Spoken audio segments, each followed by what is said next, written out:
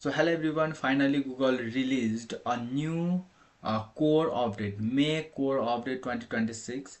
So this is related to Google search status dashboard, and so you can see here Google search status dashboard. The page provides status information on the services kind of things. Okay, so it's a May 2026 core update, and it begins at 2026 5/21.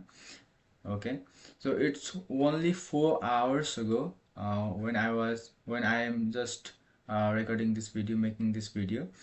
So hope you guys update with the latest core update of Google, and just track your rankings, keyword rankings, all those things. Okay, so monitor your traffic rankings.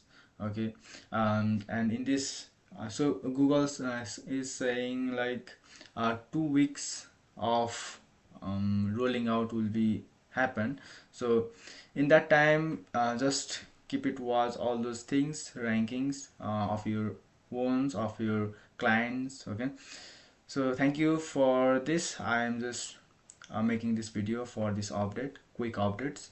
So thank you for this.